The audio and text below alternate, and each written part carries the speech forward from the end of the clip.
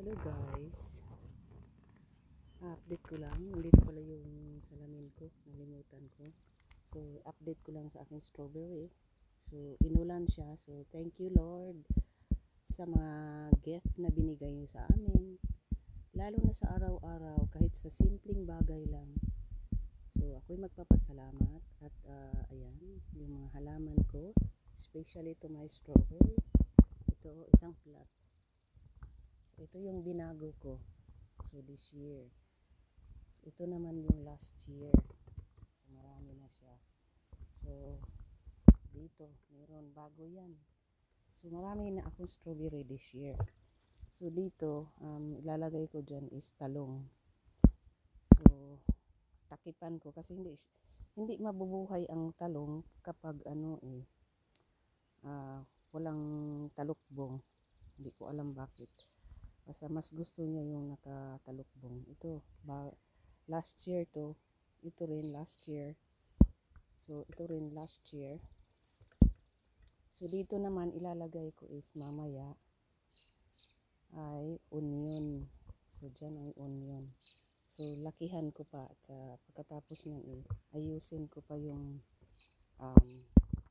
aming, yung bakod kasi nasira na siya. So, hindi pwedeng hindi ayusin. So, ayan.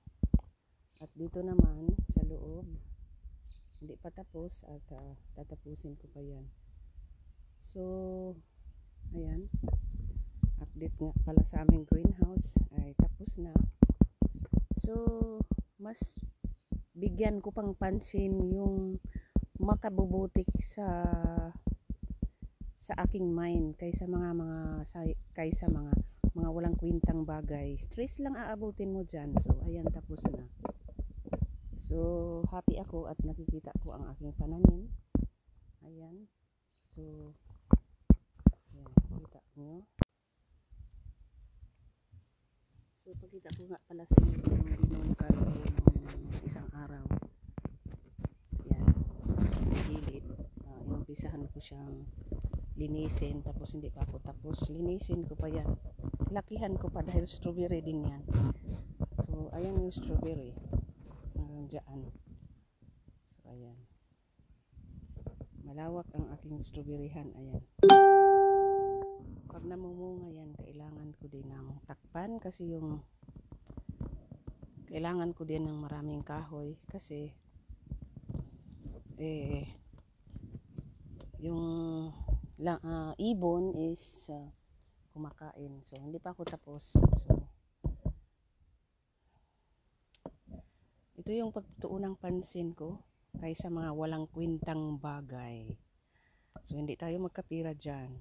Kahit siraan man ako ng siraan. So, okay lang yan dahil may Diyos naman nakatingin.